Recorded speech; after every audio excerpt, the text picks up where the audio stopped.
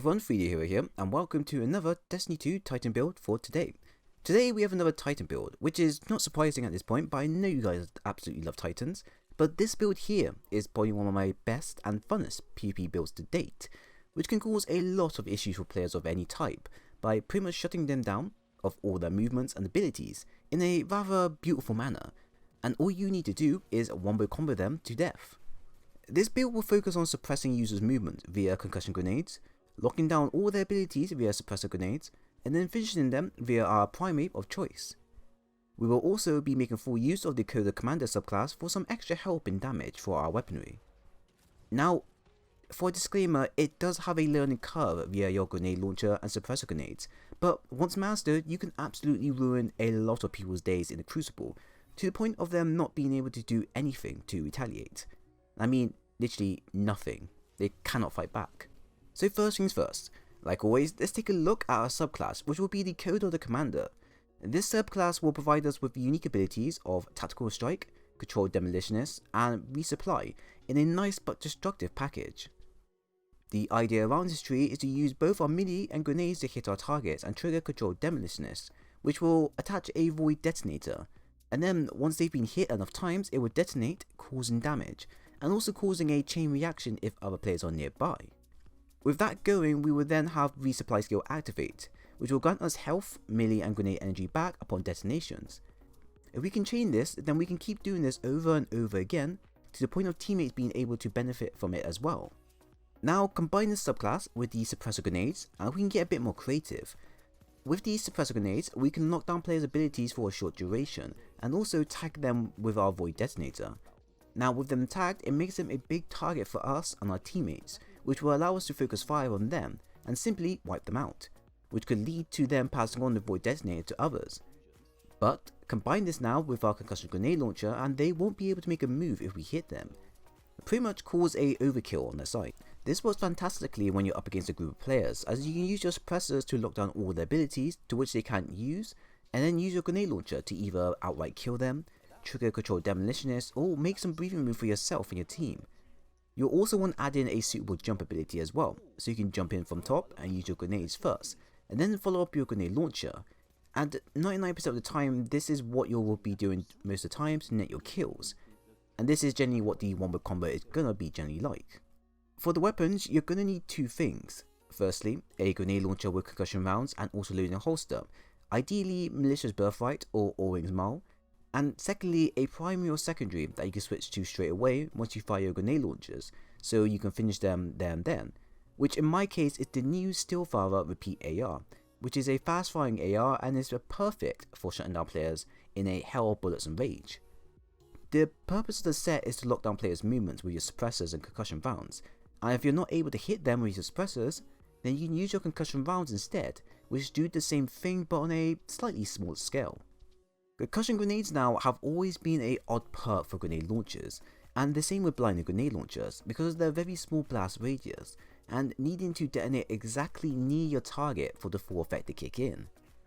Most players, when they see a grenade launcher with a concussion or blinding but no spike, will insta-shard them, and generally not give them a chance, either because they're not used to using them, 2, they don't know how to use them, or 3, they're looking at the stat and making judgments from there, which I quote, never judge a book by its cover. But their usage in PvP are fantastic in the right hands, and with that being the case, with them shutting players down in general, especially when you do it in a group of players who don't know what's just happened. You'll see in this clip here where I'll go up against at least 2 or maybe 3 players, and I'll use my concussion rounds or even my suppressors, and I can literally shut them down there and then, and they won't be able to fight back for a few seconds. But those few seconds is enough for me to pretty much take them out. You see, concussion rounds when they detonate will knock players' weapons upwards, slow down their turn speed and slow down their movement speed to a halt, which isn't long but puts them in a very drastic situation as they won't be able to fight back, to which we would then pull out our primary or secondary and finish them there and then. Sounds easy and looks easy from gameplay, but the window of detonation is very small and you have to be dead accurate with your shots if you want to catch them out. This is why I recommend having auto load in a holster, as if you miss, then you switch your primary or secondary and wait for it to auto reload, so you can then try and try again. I do have a video that explains a bit more about the grenade perk, which I will link down below, and will be extremely helpful for you guys when you decide to try them out and use them. Now for a heavy, I've decided to go with the mighty boop cannon, or tractor cannon to some. It makes sense when you think about it. It's designed for shutting down super users and players' movements completely if they get within range of you, and you can't really counter it unless players keep their distance, which is fine, but in the end they will always come back around. They always do. Stats now, we've gone with a very high discipline stat of 76, so that we can passively regenerate our grenades at a 45-second cooldown. Our resilience and recovery are both at around the 50 to mid 50 levels, which is the recommended spots for all builds. If you wish, you can push your recovery stat up to the 50 ranges if you have space already to do so, or by sacrificing a discipline mod for a recovery mod instead. Or better off, use another piece of armor that can reach that level for you without no need of sacrifice. Both mobility, intelligence and strength can stay where they are, as they will be used like normal, but not as in depth as our grenades. But if you wish, you can improve on them in your own way. For armor, the main pieces you want to have is the armamentarium for double grenades. This may sound disappointing and a waste of an exotic, as Code of the Aggressor can offer you grenade energy back from grenade kills. However, how often are you going to get grenade kills in general is something to be fully aware of, as not everyone will be able to make full use of it. Plus, Code of the Commander has better synchronization with the build compared to Code of the Aggressor, as the perks are designed around causing a chain reaction and then feeding back to you, so that you can repeat your one-move combo over and over again. And with the 2 extra grenades, plenty of players to face, and a high discipline stat, you're never going to run out of grenades in the long run. Now all the other armors shown are for covering your stats and fitting in the appropriate mods. Do not worry if you don't have the same thing as me, as you only need the armamentarium, and even then, you can still make it work without it. Just, you'll need to have a very high discipline stat and the demolitionist weapon perk to help further improve on the build for where it lacks. Overall, the following mods attached to my gear are as shown: Head, Discipline and Taking Charge mod; Arm, Resilience and an Enhanced Impact mod; Chest, Resilience and an Inflation mod; Leg, Recovery and a Special Ammo Scavenger mod; Titan Mark, Concussive Dampener and a Distribution ×2 mod. Just a heads up, the Taking Charge mod is something you can swap out for something else in general, as I was just seeing how the mod works, but unfortunately I can't find any way to activate it or generally find out what exactly it does. So until I do find out what it does, you can basically just scrap this perk and swap it out for something a bit more useful. So now that we have everything put together, and I've gone over some of the needed details for you, we can now head off to the Crucible to test this absolute of a unit build out. As everyone at the moment is farming for the new linear fusion rifle, it's making my life a whole lot easier for nabbing kills, as they just generally stand there like chickens, if that's a good way to describe them. As you can see from the gameplay clips, I tend to engage first by throwing my suppressor grenades, so that they can't use their abilities or even jump, which ends in 2 scenarios. 1, they make a run for it, to which we can give chase or just generally shoot them down, or 2, they stand their ground, which is a 50-50 outcome for both sides. If they choose to stand their grounds, I usually come in with my grenade launcher now. I try to get a direct hit on them, which will be a one shot on them, or try to detonate it near them to severely limit their movements, and then switch to my trusty AR and mow them down. Like this clip here for example. I see why now we lost all the flags, it's because we had every last one of them capped.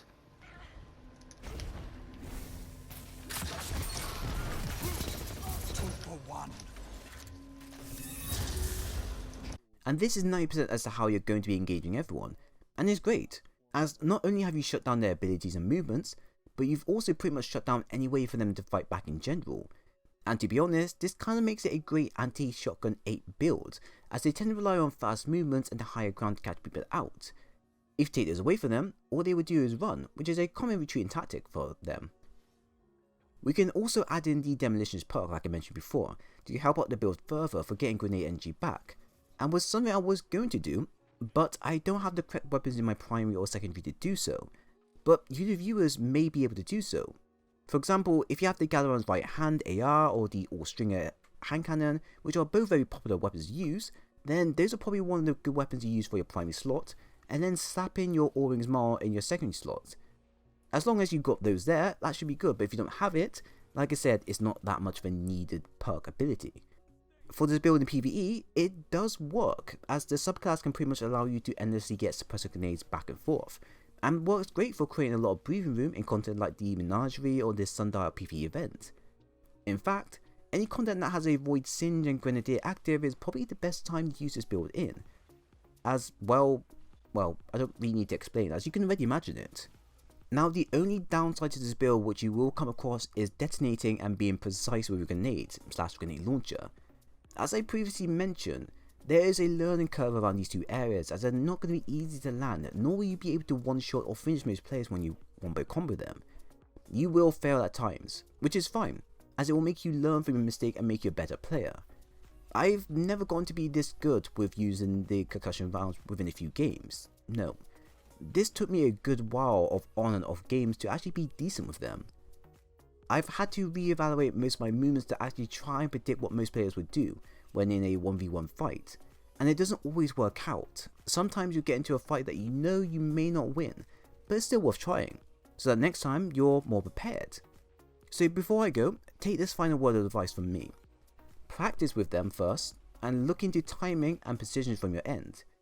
If you can master this build, and master concussion rounds, and master suppression grenades, then I know for a good fact that 1, I've taught you something today, but 2, to also be aware to avoid the crucible for a good while when I'm up against you guys in the near future. And there you have it, a tricky but rewarding fun build to try out in the crucible against others, and pretty much dampen their day.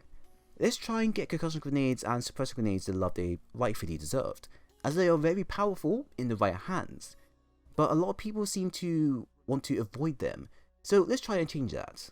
So if you enjoyed the video, then please leave a like and a sub, and also follow me on Twitter to keep up to date with Destiny content if you dig that type of stuff, link is down below. But once again, thanks for stopping by, and I'll see you guys in the next one.